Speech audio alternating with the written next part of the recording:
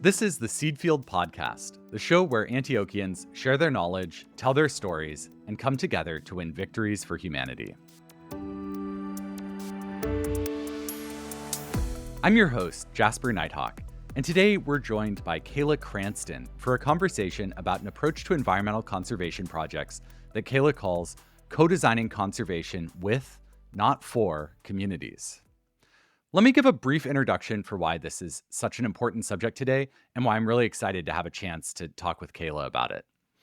We're recording this, it's the early 2020s, and I think we're at a moment where it feels like a critical mass of people are ready to address climate change and the environmental disasters that are occurring in every part of our world.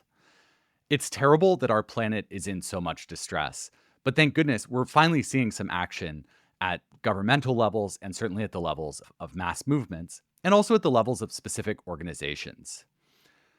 At the same time, as governments spend more money and organizations around the country and world focus their efforts on these questions, there's, I think, a real question of whether the patterns that got us to this place will continue.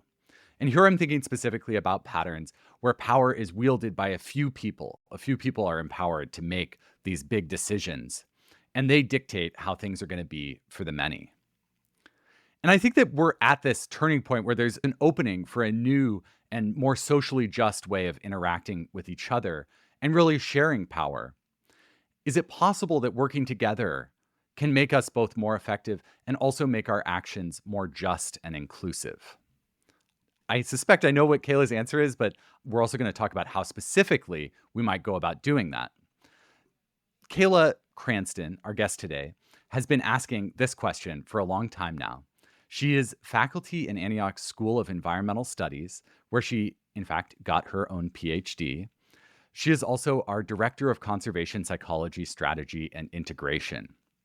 Her work in her career has taken her to many different countries around the world. She's worked with many prominent organizations, including the American Museum of Natural History. And what we're going to be talking about today is her recent paper, which she wrote with some co-authors, that was published in Zoo Biology, and it's titled 5 Psychological Principles of Co-Designing Conservation with, Not For, Communities. We're going to link to that paper in our show notes. I recommend people go read it. It's not that long. It's very interesting. And we're also going to talk about a big co-designing project that she's leading here at Antioch. This collaboration has Kayla and her team applying these principles with zoos and aquariums across the country. Currently, they're working with Franklin Park Zoo in Boston, Cleveland Metro Park Zoo, the Roger Williams Park Zoo in Providence, and the Detroit Zoo. So with all of that, welcome to the podcast, Kayla. Thank you. Thank you so much for having me. I'm so excited to get into these questions, but something that we like to do when we start our interviews is take a minute to disclose our positionality so that our listeners have some context for where we're coming to this conversation from. I'll go first. I'm white. I'm a cisgendered man. I'm not straight, but as a man married to a woman, I move through the world with a lot of straight privilege. I'm not currently living with a physical disability, though I do experience anxiety and depression and have been treated for them on and off for years. I have stable housing and I have full-time work. I don't take either of those for granted either. Kayla, as much as you're comfortable, can you tell our listeners where you're coming to this conversation from? Yeah. And Jasper, thanks for asking. That's definitely one of the first times I've had an interview start like that. So I think it's really important.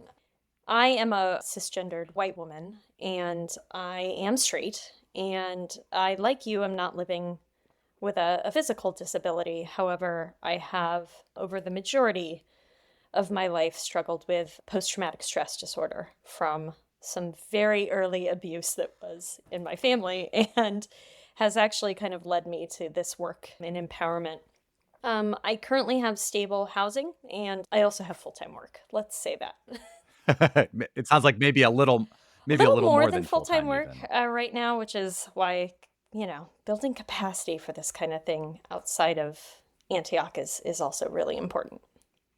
Thank you so much for sharing that, Kayla. And I want to get into what brought you to this work, but I think it's generous of you to kind of share these personal things. I think the personal is always connected to the professional and to everything else.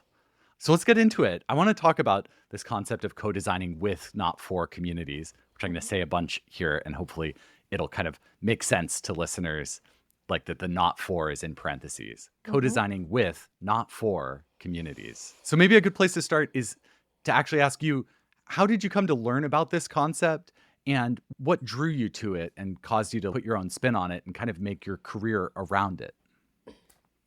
It's a really good question. My academic training is in psychology, social and behavioral psychology specifically. It's what I'm good at, right? It's what I was kind of groomed to be good at in a chaotic living situation growing up. And even though my heart has always been in conservation, my skill set is in reading people and working with people, in essence, attempting to help others create structures that will allow their power to be seen and to be heard. And so that's kind of the passion piece, I suppose. However, when we're talking just about co-design and this model, that came much later in my schooling. So I went and did the undergrad in psychology and got the master's degree in sustainable community development. Yeah. Really, my doctorate was focused on how can psychology help conservation move forward.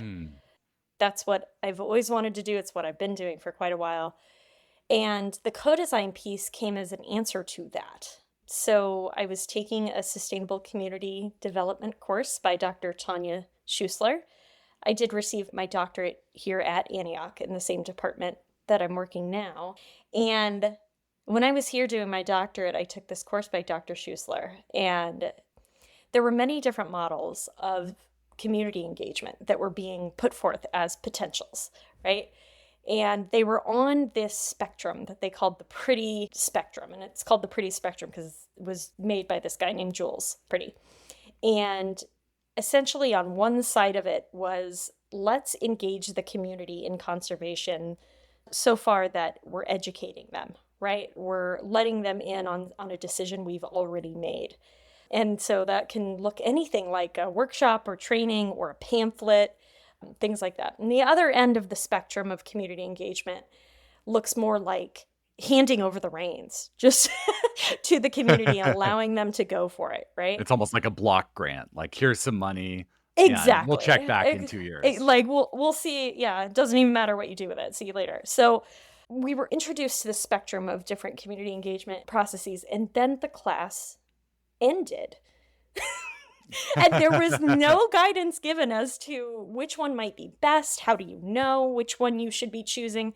And I, as a psychologist, a scientist who's doing quantitative psychology, I want to know hard answers. I need to know, like, which of these approaches is the best, and how do you know, and how can you go and therefore test for it?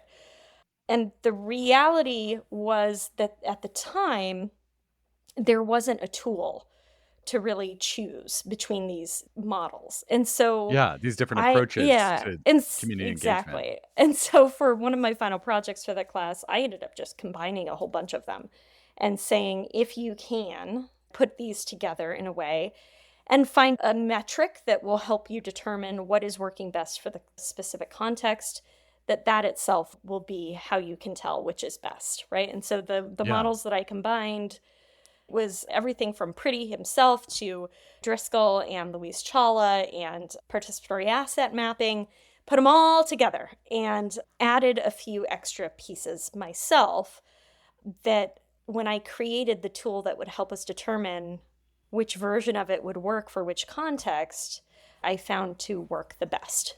And so that's how I came about it. That's pretty much what led you to this. Well, now might be a great time to kind of give your elevator pitch description of what co-designing with, not for communities is. Sure. So co-designing with and not for communities is a community engagement technique. It's a method, it's a process more than anything. And it is one that is specifically aimed at bringing the voices that have historically been excluded from conservation conversations, and quite honestly, many community conversations that are had by conservationists without knowing that those decisions made will impact the community. So it's about including those individuals who have been historically excluded from those conversations. and doing it in a way that is really holding up what we're doing to the standard that is set by the community.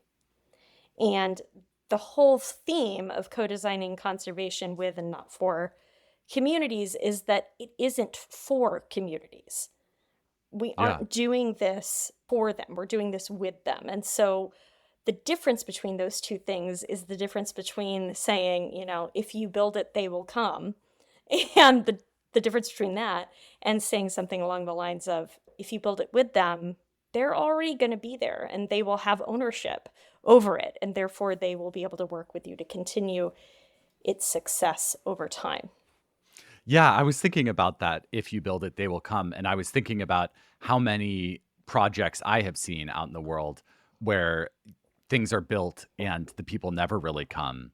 Like a Ever. community, yeah, like a community park or something. And it's like, well, the only people who this actually serves are like people who need a place to deal drugs. And it's like, it's not like the community didn't need a park. It's just it got put in the wrong place and built the wrong way. Or, I mean, there are probably a million other examples, but that kind of field of dreams idea is like, well, maybe we should have asked like the ghosts of baseball players past, like, do you need a baseball field? I don't know that we need to run with that metaphor too much further, but you had this great definition in your paper where you say conservation professionals need to relinquish their role as leaders of environmental work and instead strengthen their capacity to act as facilitators of participatory processes that support the co-design of conservation with, not for, the communities who are most impacted by it.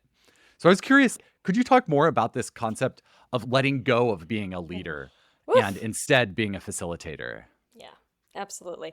Well, it is a good quote. It's a very Antiochian quote, if I don't say so myself. And more importantly, I did create that when I was a hardcore Antiochian and did not have much real world experience. And so for years, I was on the boat of we need to get people to relinquish control.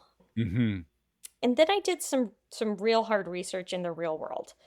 And I don't know about you, Jasper, but anytime I've ever asked anybody, any human person, to relinquish control over anything, Yeah. doesn't go so hot. Especially if those individuals are used to having control over what the situation is, right? And so I still enjoy that quote. It's still a very real quote where we need to build our capacity to become facilitators of this type of approach. And I would say that if I were to rewrite it today, it would say something along the lines of not relinquishing control, but really switching the skill set with which we have control. Instead of going to the CEOs of the world and the conservation leaders of the world and saying, fantastic, you need to take the control you've had for the last, millennia, like many, many years, and Yeah. you need to just let it go.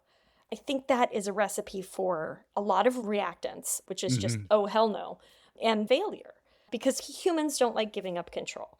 And so if we Mm-hmm. can instead build their capacity to have control over another skill set that is better in line with effective conservation long term, Yeah. that's what I'd like to head towards. That's That is what aligned that's with what their I'd like. goals. Yeah, Yeah, exactly. it's interesting because I wanted to talk with you about asset framing a little Mm, bit later, but it mhm, seems to me that as you're asking conservation leaders to take a different approach, what you're describing now is more of framing it as a different set of leadership principles and more of empowering other people rather than giving up your power. And like naturally mm, when you share power, that's different than being a dictator, but mhm. it's not the same as you will have no influence or That's right. your power is lessened. That's right.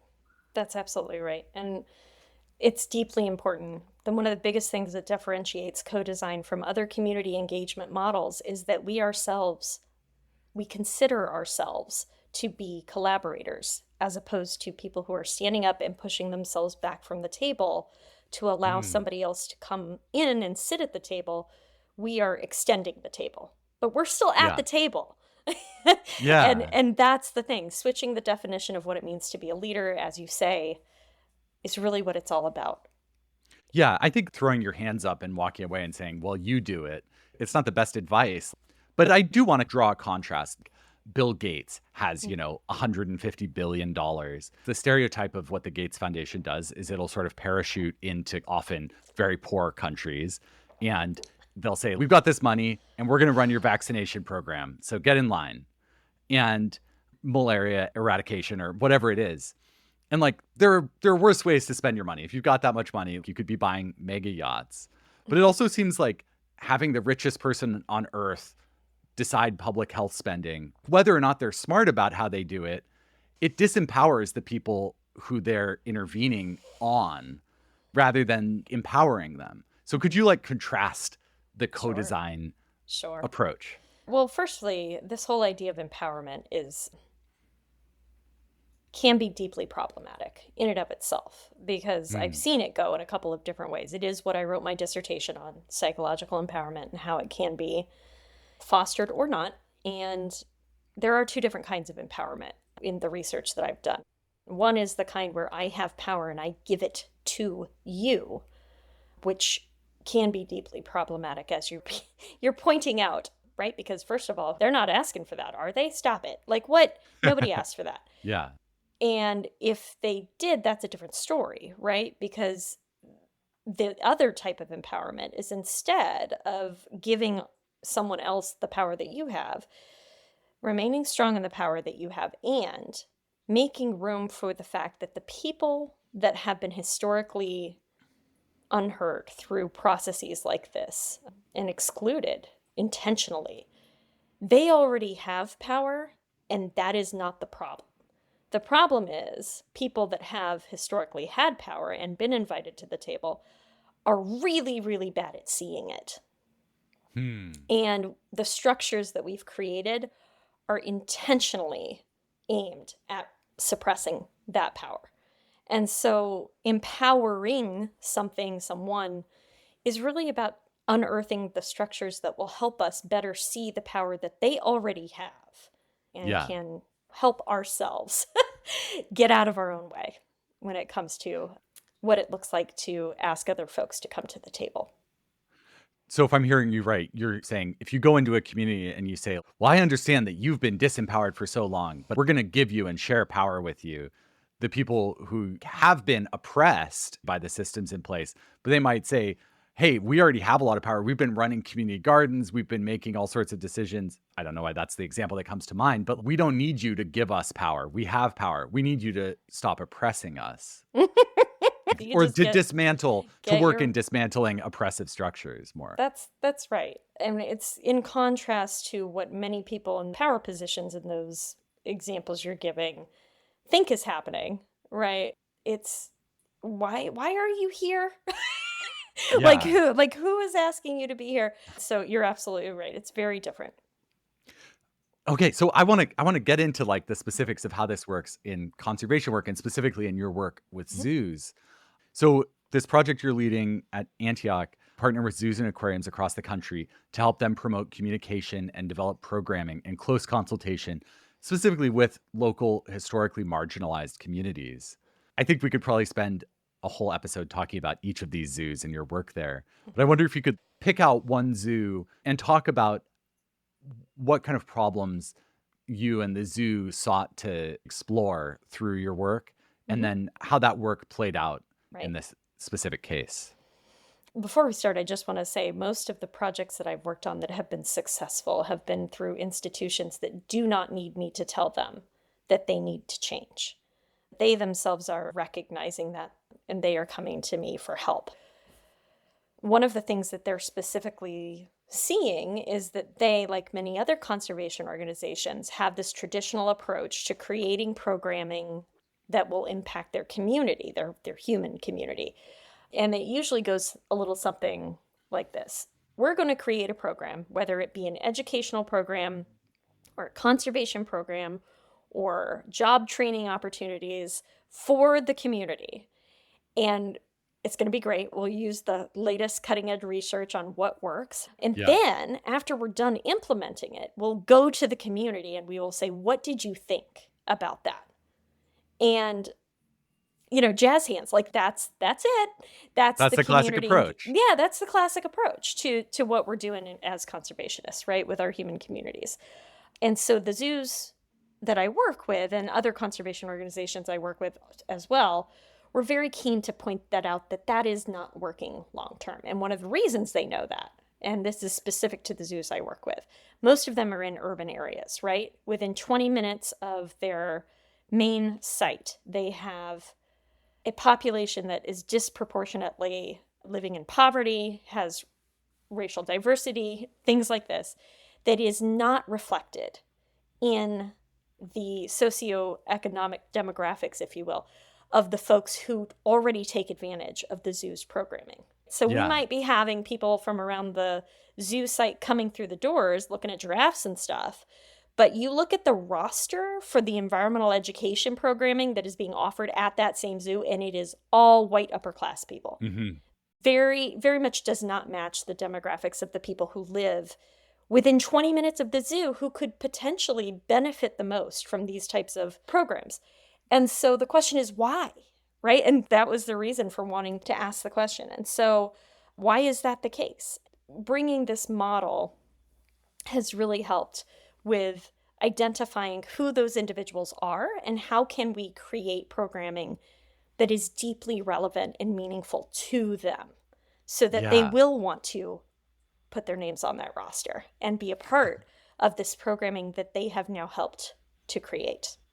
And so it sounds to me like part of the approach there is to expand who we is so that the we creating that programming can include the people who the programming is serving as well, rather than it being kind of a paternalistic, like, we came up with this idea for you people. Now sign up. Right. You're not collecting information about how people feel about your programs afterwards. That might help you speak to your donors about your impact.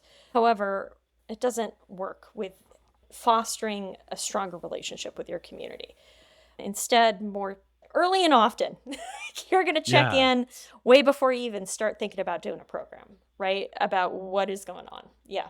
Could you give a specific example where you found that the people working at the zoo thought that what would be a best use of their resources would be to create one thing, and then through working with the community and bringing them into that process, what was the disconnect? Yeah, it's a great question. So I can give an example from an organization that I worked for full-time before I came back to Antioch and started this project, which is where I got a lot of my firsthand experience. This place was an area in the middle of the United States that had, like, you could cut the racial tension with a knife, and really bad relationship between the folks in power working at places like the zoos and aquariums and conservation organizations there, and those who just lived in the community and didn't work there. And so I was a part of their team, and one of our jobs is we were creating a new space for our campus to be that was deeper inside the community that we were finding our programming was not relevant for. And so we had a lot of higher ups in our organization saying things like, oh my gosh, we have this brand new campus, it's going to be amazing. Here are all the things that we think might work there. And I'm not kidding. Things like balloon rides were brought up. And this is the part of the country where Black Lives Matter came to fruition, right? Like, this is where that international movement came out of.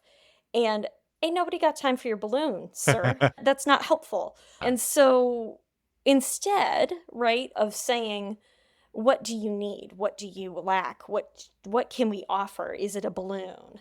Like, the questions that I was suggesting that they use instead really were aimed at what's already working here, where do you want to be in 5 to 10 years, and how can we work together to get there?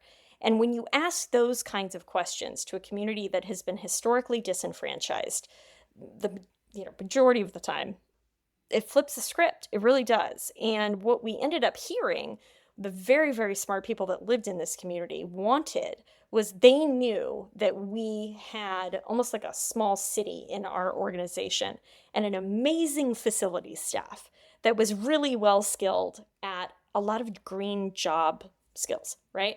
And one of the green job skills was designing and installing solar panels, right? Compost heaps, permaculture beds, green infrastructure, essentially. And in this community, or largely urban community, that type of skill set just had not made it yet as a mainstream type of thing that you got trained in. So they saw that as an opportunity, and they said, I'll tell you what, we're good on the balloon. However, what we would like is for our young people to have job shadowing, job training in this very unique green job skill set. And so we were excited because we knew we had the people that could do that. And so I, marched pretty happily over to the head of the department that could help me with that. And while he was deeply flattered that his team's skill set was, so honored by being asked for, he also got really big eyes on me, Jasper, because there was just no way in heck, right, that he or his team were going to be able to take on this large thing. And this happens at a lot of conservation organizations. They're afraid to ask the community what the community wants from them because they don't think they'll have the infrastructure to set it up. And so long-term, what ended up happening was we had to partner with a workforce development organization that was already in the community doing great work. And together we were able to offer a green jobs training shadowing program that separately, the organization that I was working at and the workforce development organization in the community would not have been able to offer. That's a great example. Yeah, thank you so much for sharing that story. And I think it really captures something.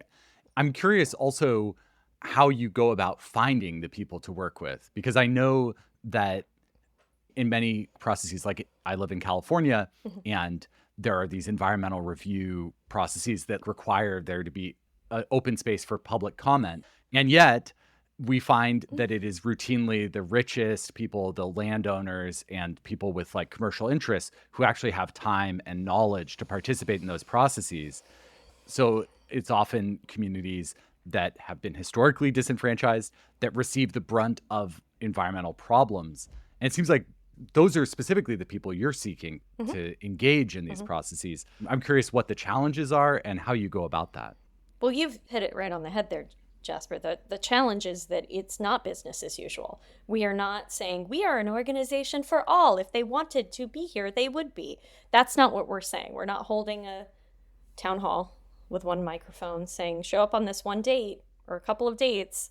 And if you don't, best of luck with the impact that we're going to have on your life. We're not doing that. Instead, what we're saying is, okay, let's work it as if it were a cocktail party. If you see somebody across the room that you don't know, that you want to develop a relationship with, in this case, historically disenfranchised community in your neighborhood, right? Yeah. You don't know them, y'all. In an America cocktail party, you don't go straight to them and introduce yourself most of the time. Instead, you find somebody that you know that knows somebody that they know. You get introduced to them in that way. That begins the relationship. And you do begin the relationship. Before you ask them for anything, you show interest in what they are up to. And so we really do start within. We take about 3 months to do internal interviews with the staff of the organization we're working with, asking them questions like who should be at the table for these first initial phone calls, who would be super duper upset if they found out 3 months from now we started this project without talking with them in the community. Those 2 questions right off the bat get you a list to start with. And then you do this thing that social scientists call snowball sampling, where you connect with those people and you ask those people the same 2 questions. Who should we be talking with that isn't you? Who, And at some point you will get to somebody who knows the population that you're attempting to develop a relationship with. And those people we call influencers. And those influencers introduce you to or tell you a lot more about what is most relevant to these folks. In most cases, the best cases, what ends up happening is they say, you should already know. And if you don't, here's some ideas for something to look up about the historical background of these folks that you say you want to engage. It's a lot of work, Jasper, and it is not business as usual, because I can tell you right now, the things on the job description of many of the people that I work with are not develop relationships with people you don't know at all and go look up the history of their community so that you do not offend the heck out of them when you attempt to begin a relationship with them. And just the idea of beginning relationships is not a thing, right? For many of these organizations, it's like, we'll just open our doors and they'll come. And Hmm. no. That does not work most of the time if who you're trying to talk with are folks who have been historically excluded. Yeah, yeah. I love that as a metaphor, the cocktail party where there's somebody who you want to meet. I think it emphasizes the fact that relationships are relationships.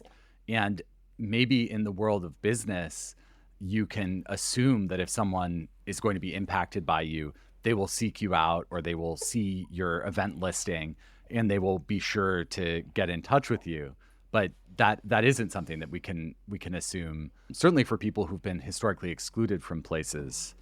Yeah, no, you go to them first. Absolutely. Through people who know them best and have their best interests at heart that are already in the community. So a lot of the first 6 months of what I do with organizations is helping them to get funding for the staff that they can hire that will help them put boots on the ground, go to community meetings in the neighborhoods that they say they want to engage.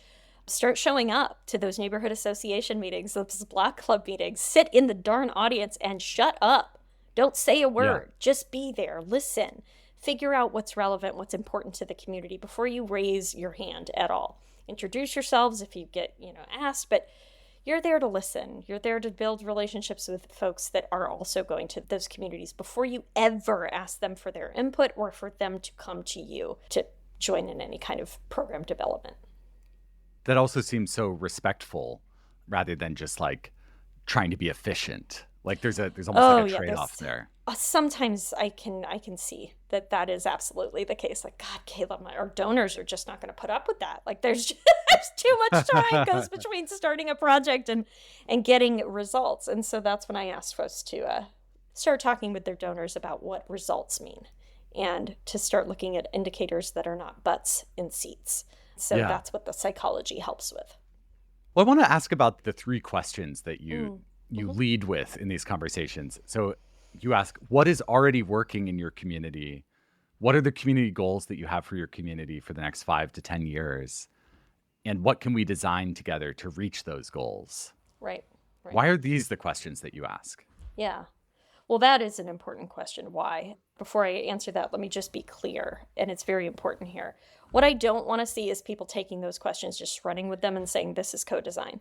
Because what Hmm. happens before you ask those questions are the 6 months of going to community meetings and listening to the Yeah. community first. No, I Right? should have said, Yeah. yeah, after Right. after you've built those After the 6 months, relationships, right? After after you've all of that. designed yourself to be more of a part of the community already, then you can start asking people to help you, recruit for folks who might want to come to a focus group or do an interview Hmm. or a survey or Okay. a listening session. Now, once you've got folks after 6 months, 8 months of doing the listening piece, have them come to you and you ask these three questions. The reason that they're important is primarily the communities that I work with have been historically disenfranchised. And what that means, literally, is that they have been told time and time and time again that they are the communities that lack something, they have a deficit, they need to be saved, they need to be da-da-da-da.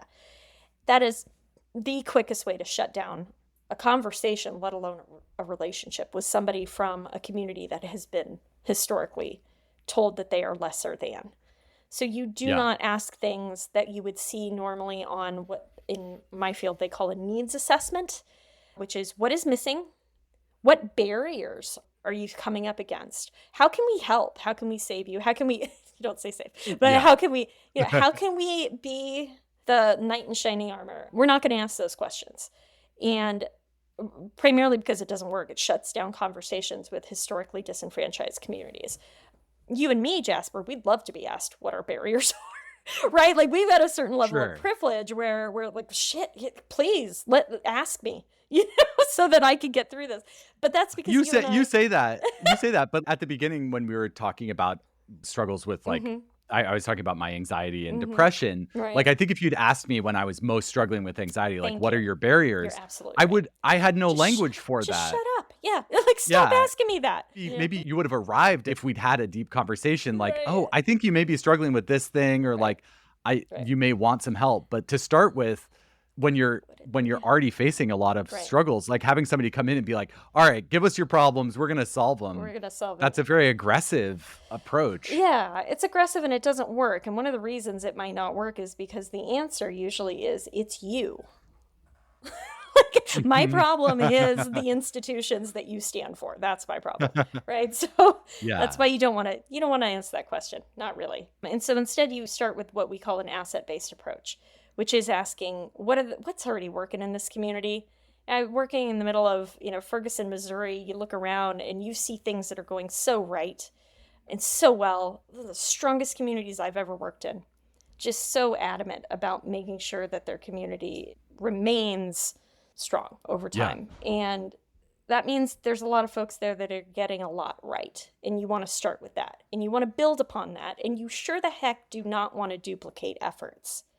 So if somebody's already got a green jobs training program, stop it. Like, don't do that. Don't be in competition with something that's already going well in that community. How do you know? You ask, what is already going well in this community, right? That's where you start.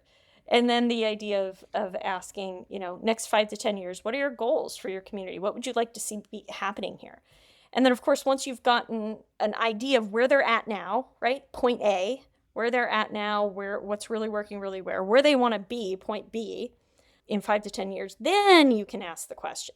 And this is where people get it wrong all the time. They ask the third question first, not good. But once you get from point A, you get a point B, then you can ask the question. How can we work with you so that we as a community, I can be a better neighbor to you, and we as a community can get from point A to point B more efficiently, more effectively? I could ask like 10 different follow-ups, but I'm recognizing that we're running towards the end of our time for this interview.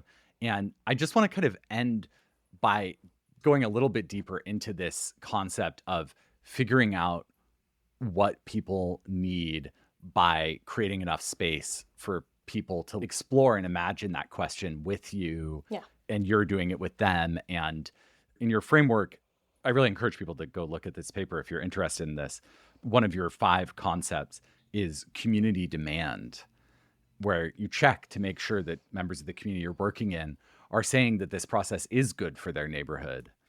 And to me, connecting it to larger ideas, this sounds a lot like consent.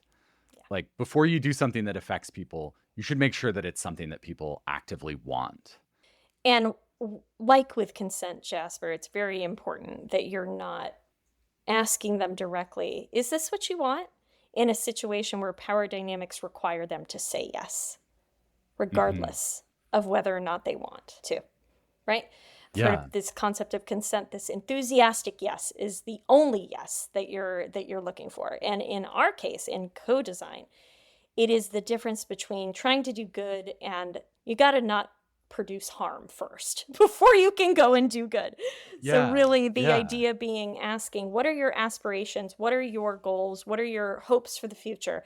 And then it's our job to connect what those are to the conservation mission, if we ourselves are a conservation organization, right? Don't ask them what conservation programs they need. That's a bad idea. Don't do that. But this idea of community demand, the answer, the question that they need to be able to say, absolutely agree 100% is, my neighbors have told me that this is good for our community.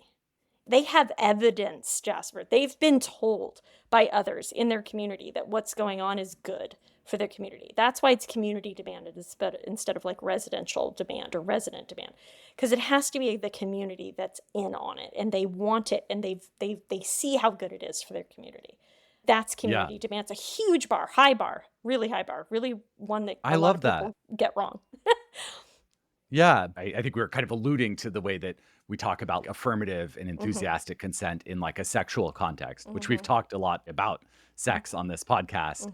So I don't think it's an unrealistic metaphor. If you don't have that kind of enthusiastic consent, then I think you're actually protected by not going forward and just saying, maybe let's keep talking, or maybe there's a next time.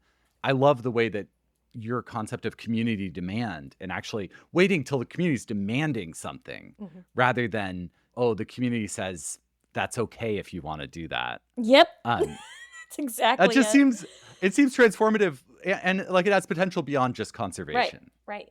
And I think you're right. Stopping immediately if there's not an enthusiastic yes. And it goes, the question being, right, we can sit here and talk about this all theoretically and conceptually, and it's all well and good. However, the question that always comes once the rubber hits the road is, how the heck do you do that? What are you doing that people are coming to your back door going, I really want you to do this conservation project. It's really important for me. And the answer is they won't be. They won't be. They won't call it conservation. They won't. They'll call it what they need in their daily lives, what they want for their futures of their communities. They want jobs. They want safety. They want financial stability. They want all of the things that you and me as humans can understand as aspirations. And that it is our job to connect that to our conservation mission and create a program that really does aim to hit both goals. Yeah. Well, that is a beautiful place to end this. Thank you so much for coming on the podcast, Kayla. It's been a pleasure hearing just a little bit about this. I hope we have a chance to talk again. Thank you, Jasper. Antioch University's School of Environmental Studies and Sustainability, which Kayla is faculty in, offers study of conservation psychology at the certificate, bachelor's, master of science, and PhD levels. We have links to those programs in our show notes. We'll also include a link there to Kayla's zoo biology paper, which we've been discussing, and to our Common Thread article, looking back at the co-design project after its first year. We'll also link to a course specifically on co-designing conservation that Kayla teaches at UC San Diego Extension. We post these show notes on our website, theseedfield.org, where you'll also find full episode transcripts, prior episodes, and more. The Seedfield podcast is produced by Antioch University. Our editor is Johanna Case. I'm your host, Jasper Nighthawk. Our digital designer is Mira Mead. Jen Mont is our web content coordinator. Sierra-Nicole DeBinion is our work study intern. A special thanks to Karen Hamilton, Amelia Bryan, and Melinda Garland. Thank you for spending your time with us today. That's it for this episode. We hope to see you next time. And don't forget to plant a seed, sow a cause, and win a victory for humanity. From Antioch University, this has been the Seedfield Podcast.